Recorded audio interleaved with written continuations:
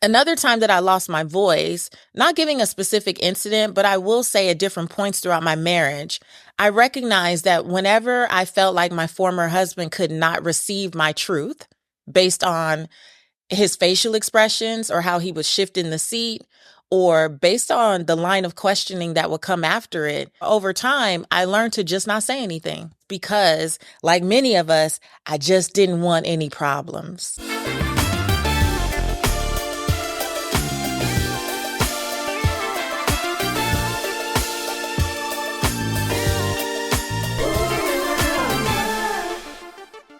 I'm so excited about today's episode, and I had to think long and hard about how I really wanted to present this. And it's 5 beliefs that gave me my voice back. Now, I understand that for many of you who are familiar with my work, maybe you followed me for the past decade as America's Money Maven, and you see me on stages in front of thousands of people, or maybe on national television, on all the talk shows that I've done, or even just having this podcast for 6 years. And you may be thinking to yourself, Patrice, your voice ain't never went nowhere. What are you talking about? That's not necessarily true. And I really wanted to give voice to that today to normalize more of the experiences that I think many of us have, we just don't talk about. So the first thing that I want to share is voice has a double meaning. So voice can be the sound that people hear, right? But it also can mean how something is actually being expressed or conveyed. And for me, there's 2 ways that I feel like my voice was silenced at different points in my life. And you may identify with this. Those of you who got in trouble for being the talkers back in the day, where are my people who are like, talks too much was all over your report card, okay? For me, I grew up getting straight A's and also having the comment from darn near every teacher. I'm talking every teacher, like all through elementary school, middle school, high school. Patrice just talks too much. Lovely child, talks too much. So what would happen when I would get home? Despite having really great grades, the feedback from my mom, my grandmother, my dad was, you need to shut your mouth. Like, why are you talking in these people's class? You're just there to learn. And it was my first grade teacher, Miss Boynton, who said, Patrice, when you know something, you have a responsibility to share with your friends. And she is the person who allowed me to channel my talking into something that was productive. So when I was talking in first grade, it was usually because I was trying to help my friends master, girl, I don't know what I was doing in first grade, master color and shape, something, but I was talking with a purpose. And I believe that Miss Boynton actually planted the seed for me to speak with purpose, because that's what I get to do now. But for so many years, I felt like my voice was a problem. Like it was a problem. And even in my early career, in this stage of my life, I remember us submitting a clip to a radio station in the Midwest because I wanted to do these like Money Minute segments. It's what I had, dreamed about, envisioned. And we submitted a clip, and the program director's feedback was that my voice was hideous. And I remember having that moment again of like, my voice is a problem. Now, that didn't last long because by then I was more certain about what my purpose was. And I just went off to start a radio show in Atlanta with my friend Clyde Anderson, who was a financial analyst back in the day. And then eventually I ended up on the Steve Harvey Morning Show, the nationally syndicated radio show, where I was giving people personal finance advice on radio, millions of listeners every single week. So even though someone told me that my voice was hideous, I still was able to not be stopped by that, but to channel it. But here's what I've learned over the years. Sometimes we believe that because we can use our voices professionally, or let me restate that. Sometimes it may feel like because we are growing in how to use our voices professionally, that we also have that same strength personally. And I can say that another time when I lost my voice was actually at different points throughout my marriage. And I wanted to give voice to that today because I know that in this community, I'm serving a lot of high achieving women who are so brilliant. You are so talented. You are the badass at your job, in your office, in your career, in your entrepreneurial efforts. And because people see you, in the boardroom and they see you giving presentations and they hear you on your podcast, they see you on film, they assume that that same voice carries over to other parts of your life. But if you're like me and you ever experienced, even in childhood, moments where you were silenced, it's actually really easy to slip back into the silence in your personal life. At least it was for me. And so another time that I lost my voice, not giving a specific incident, but I will say at different points throughout my marriage, I recognized that whenever I felt like my former husband could not receive my truth based on his facial expressions or how he was shifting the seat, or based on the line of questioning that would come after it, over time, and this was almost 18 years together, but over time, I learned to just not say anything. Or I learned to dismiss how I was feeling or the gravity of what the experience was because, like many of us, I just didn't want any problems. I just didn't want it to turn into something bigger than it had to be. I just didn't want to deal with any silent treatment or stonewalling. And I started to rationalize. And this is why we talk about on the podcast so much that in the awakening phase, this is where we have to start to look at, where am I romanticizing reality? Where am I normalizing behavior that actually doesn't serve me? And around my 40th birthday, when I was doing the authentic alignment audit that I talk about so much, is where I realized that there was moments where I was still silencing my voice personally. Now, professionally, could I get out there and do my thing? Yes, because for the most part, for me, I'm in spaces where I am being celebrated for using my voice, for coaching people, for speaking from the stage, for speaking on the podcast. And in a lot of these instances, I can't see y'all. So when I'm on stage, I'm talking to one to thousands, right? So I'm not seeing every individual face that you make. I'm not seeing how your energy shifts. I'm not hearing your rebuttals to what I'm saying. So it's easier to do that professionally, but personally, and this is not just me, this is you too. When you say what your vision is, when you give voice to whatever your truth is, whatever your dreams are, and your mama says, that sounds stupid. Or someone who lacks vision says that they don't get it. Or someone has a rebuttal, or they get defensive, or all the things that happen when we typically give voice to something in our personal lives, we learn to be quiet. We learn to silence ourselves. We learn to keep things to ourselves. But in the bigger scheme of things, does that really serve us? And one of the things that I've come to, whether this is personal for you or professional, it does not serve us to hide our voices. It does not serve us to quiet what we feel in our hearts and our spirits. And it doesn't really serve the people that we are called to be of service to, because us using our voice is what liberates other people. I am taking my voice back. I am courageously reclaiming my voice because each day I recognize and step into its immense power and authenticity. No longer will I silence my thoughts, feelings, or opinions to please others. My voice is a reflection of my radical honesty and unique identity and deserves to be heard. I speak my truth with confidence, knowing that it empowers me and inspires those around me. As I take my voice back, I step into my own light and embrace the freedom of self-expression, self-care, and pure self-love. Declare with me, I am taking my voice back.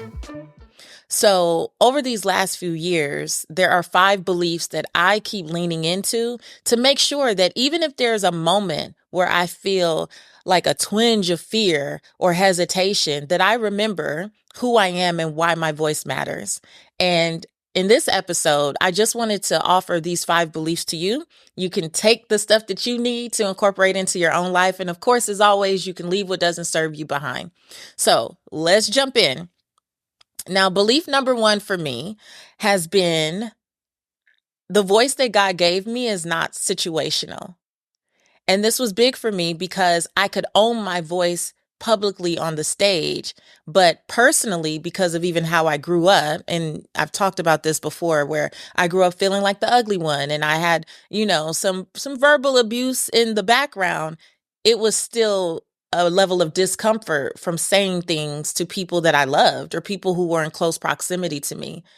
But the belief that God would not give me a voice that was situational has really shifted everything for me. And this is where, giving truth to that radical honesty, giving voice to that radical honesty has really come into place. So when you're doing the authentic alignment audit and you realize that there's something that's not working for you, it's not only important that you give voice to yourself, that you name the noise, that you are clear with yourself first about what's no longer serving you. But then you have to be willing to have those uncomfortable conversations with the people in your life who may be exasperating that feeling for you, right? You have to be radically honest with yourself first and then with them. And you have to believe, especially for those of you who, like me, you can get in the boardroom and do your thing. You can get on a stage and do your thing, but it's the person at home or it's people in your close circle that you have a problem speaking truth to. That's where you have to believe that God wouldn't give you a voice that's situational.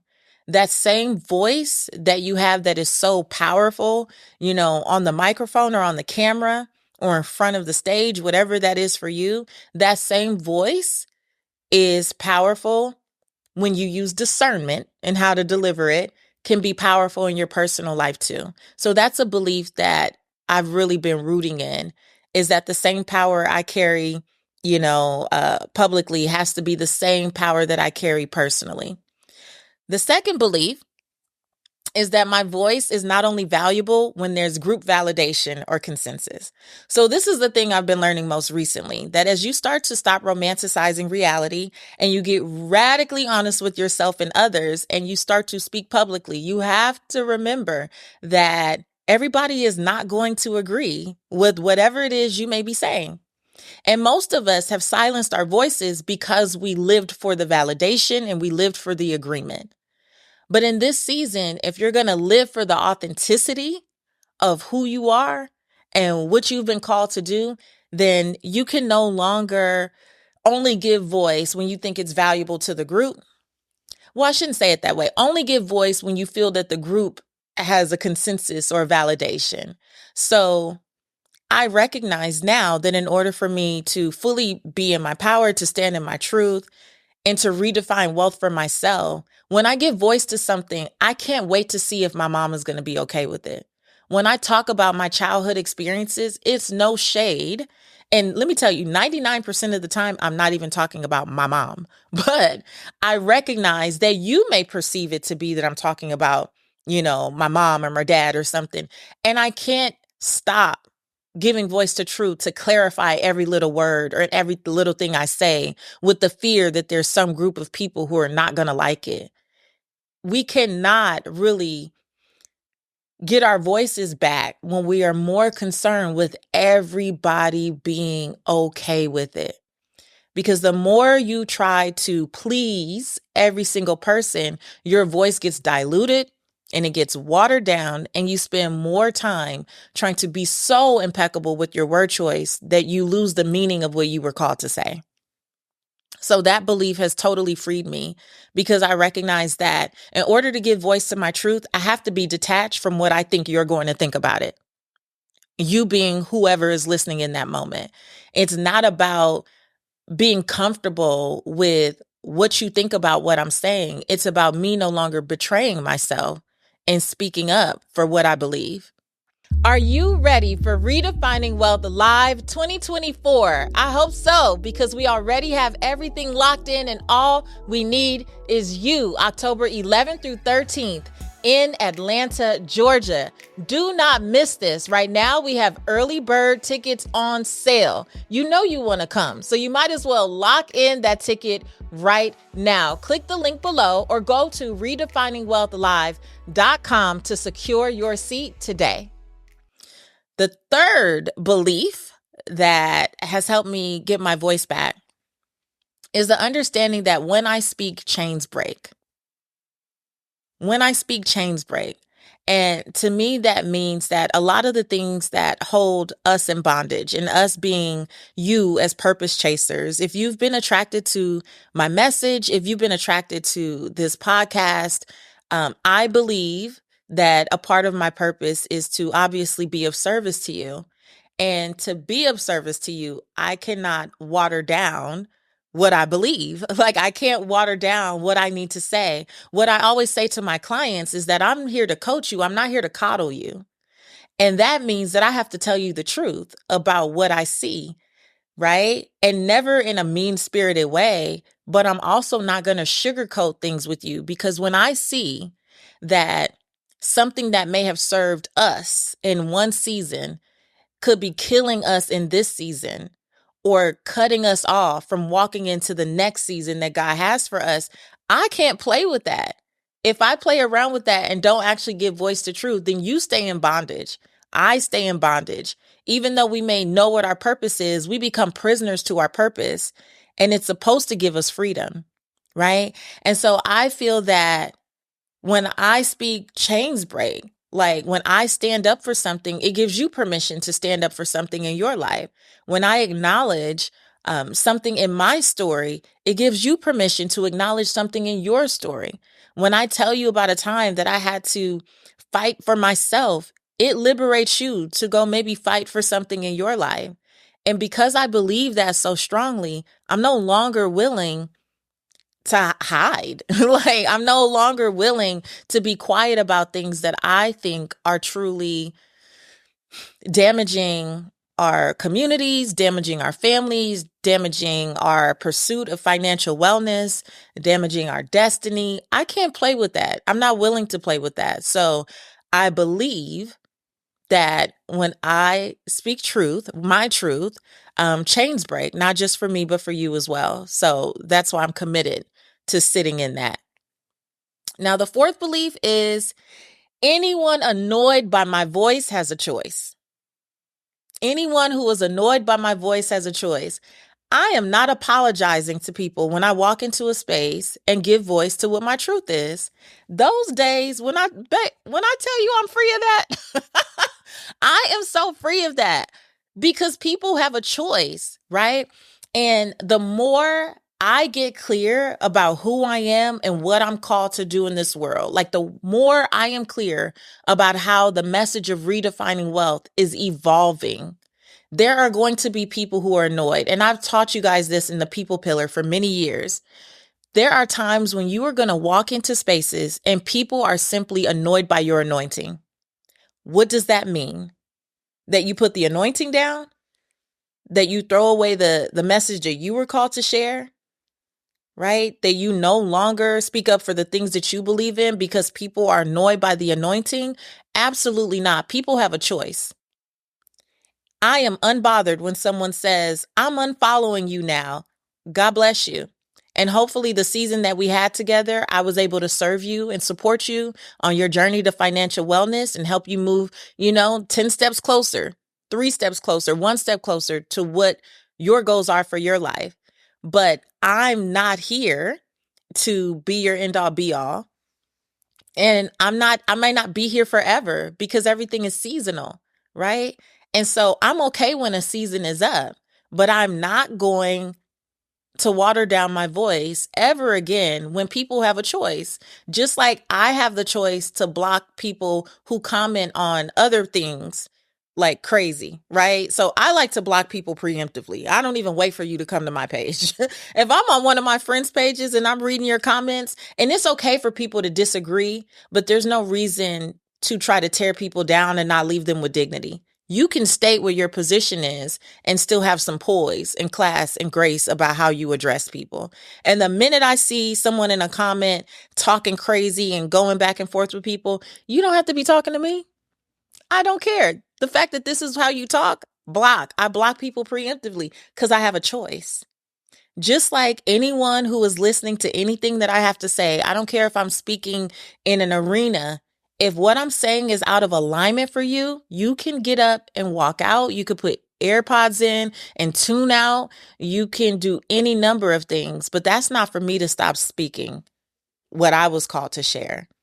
And that belief has been so freeing for me over the last 18 months or so. It's just that remembrance that people have a choice. You can choose anything. You can choose whatever's going to be empowering for you, and I can choose to continue to speak my truth. Both things can be true at once. The Institute for Redefining Wealth offers a 12-month journey to help you redefine wealth using our unique yet proven framework for financial wellness. We'll be your accountability partner, providing clear success paths, resources, and motivation to keep you on track as you work toward your professional and financial goals. Join me along with purpose chasers from all around the world as we level up pillar by pillar to achieve the lives we say we desire. It all begins with a 30-day authentic alignment audit to identify areas of your life that just may be out of sync with your goals. You'll gain access to in-depth training modules, categorized podcast selections, monthly pillar themes, and challenges with cash and prize giveaways, as well as a resource library tailored to your chosen membership level. For more details, visit redefiningwealth.institute. That's redefiningwealth.institute. I can't wait to see you there. The other thing I'll say about that too is when you become unapologetic about using your voice and however you were called to use it, you are going to alienate people. That is a part of the journey. This idea, right? Even in marketing, they say that if you speak to everyone, you speak to no one. So trying to use language that you think will please the masses is probably why your business efforts are not going to the level that you want them to go. Because when you're not giving voice to truth and you're trying to please everybody, your message is watered down. It's very diluted. And what I've learned is, one, it's okay to alienate people. It's okay for people to be annoyed with me because I'm not here for everybody, right? But the other thing is the people that I'm called to serve are even more attracted. I don't need 1 million people in order to make $1 million every year in my business. I don't know what your business is and what your career pursuits are, but as a 7-figure business owner, I'm very clear. I don't need 1 million people.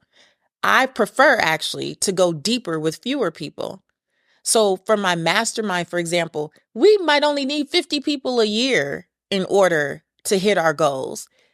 All I have to do is speak truth, and the people that I'm called to serve will be attracted to the message. I'm grateful that we have millions of downloads on this podcast, but I'm also completely okay with the fact that over time, as my message evolves, some of you are going to tune out and you'll never come back, and it is okay. And for those of you who are looking to grow and evolve in the space of being a truth teller, this is just important for you to know that everyone is not going to be okay with that, but it doesn't mean that you have to change anything. It just is for you to remember that they have a choice, and it's okay. You've walked away from people, at different points in your life, and people are going to walk away from your message and whatever you're doing, and it's okay. Serve each other for the season that you have, and when the season is up, be okay with that. And the last belief I want to share, and I've been saying this one for many years, it's probably in all 5 of my books. What you verbalize, you magnify, and you magnetize in your own life. So what you give voice to, you make bigger in your own life, and you bring forth more of that in your own life, right? Which is why we have to already be careful about what we say. But really, again, like I said, voice is about how things are expressed and how they are conveyed. And so I just want to remind you that even as we're giving voice to things, this is not only the voice that goes out to others. I want to remind you that this is the voice and the things that you're saying to yourself. Like, that is most important. That is more important than anything else. We tend to want to make it about everyone else, but we have to believe the things that are coming out of our mouths first. And when we have the ability to tell ourselves stories, we get to choose the story. We get to choose, right? Whether we're going to tell ourselves an empowering story or a disempowering story. And even for those of you who are faith-based and you pray a lot, I want you to be conscious of the words that are coming out when you are praying out loud. Because many of us pray very impoverished prayers. We pray a lot of struggle prayers. We pray a lot of, God, just get me to tomorrow prayers. And then we're frustrated because that's what we have. But when you give voice to that, you're reinforcing that in your own life. When you are constantly coming from a place of begging And what you give voice to sounds like begging. It sounds like lack. It sounds like scarcity. You have to remember that you are amplifying that. You are magnifying that. You are magnetizing that. You are bringing more of that into your life. So the reason that we have even the wealth affirmations, and that has been the thing that's been consistent in my entire journey at this point, has been the wealth affirmations. I say these affirmations to you and I give the affirmation statements. And we even just released, not only the Redefining Wealth 90-day pillar planner, which has affirmations in it, but we also created the affirmation decks because I want you to hear yourself speaking life to yourself, speaking positivity back into your situation. The thing that you have to believe about getting your voice back is whatever voice you put out there is actually what you are attracting and receiving. So be careful with what you're praying for out loud. Be careful with the things that you say. Be mindful of, even as parents, when you're talking to your kids and saying things like, we're broke. Okay. Like, you are the one who is reinforcing that. You can tell them it's not in the budget for this month. You can tell them that you guys need to create a plan for how you're going to afford something, but using words like broke and using statements like, well, when it rains, it pours, using stuff like emergency fund. I prefer opportunity fund. Like, using those words and giving voice to that only calls in more of that in your own life. So this idea of giving voice to stuff is not just about what you can say to others. It's also about what you're saying to yourself and what you're saying about yourself. Hey, Purpose Chaser, how are you setting your life up to support you? Are you creating a financial space to thrive? Do you have a financial strategy that helps you manage your wealth with ease? Our partner this week is Chime, and Chime is on a mission to make financial peace of mind a reality for everyone. They are doing this by changing the way people feel about banking, and their business is built on the principle of protecting their members. When you sign up for Chime and link a qualifying direct deposit, you'll get access to benefits like getting paid up to 2 days early and fee-free overdraft up to $200. Plus, with Chime, there are no monthly fees, no minimum balance, and no deposit required to become a member. To set up your life to support you, sign up for a Chime checking account today to link your paycheck. It only takes 2 minutes and doesn't affect your credit score. Get started at chime.com/RW. That's chime.com/RW. Special thanks to Chime for supporting the Redefining Wealth podcast. Chime is a financial technology company, not a bank. Banking services and debit card provided by the Bancorp Bank North America or Stride Bank North America. Member of the FDIC. Early access to direct deposit funds depends on payer.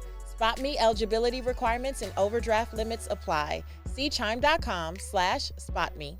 So that's the rundown for 5 beliefs that gave me my voice back and really just have helped me to be more empowered in my own experience as an entrepreneur, as a woman, as a mother, as a friend, as a sister. I am more and more mindful of what I give voice to and how I allow that voice to resonate in the marketplace and in the world. And I hope that after listening to this episode that you are more careful about the words that you choose and how you perceive those words and how you perceive what your voice was created to do. You are not here by accident. You are here on purpose, with purpose, for purpose. And the voice that you have, even the way that it sounds, the tone, the cadence that you use is so unique to you. It is so unique to you, and it is a part of your purpose. It is a part of how you are supposed to serve in the world. It's a part of your identity, and you don't have to hide. You don't have to silence it. You don't have to dismiss it, and you don't have to diminish it for one soul. You are supposed to use your voice. You have the right to use it personally and professionally. You have the right to give voice to your truth. And my prayer for you is that you never, ever forget it. I hope that this episode is a blessing to you. Please leave a comment below about which beliefs you want to incorporate in your own life. And make sure that you continue to subscribe, rate and review the podcast, and share this episode with someone who you know feels silenced in this season. because one thing can change everything. And just hearing one of these beliefs might be the thing that just totally shifts their trajectory. And you want to be the one they thank for sharing that with them. So until next time, I want you to go live your life's purpose, find fulfillment, and earn more without ever chasing money. I'll talk to you later.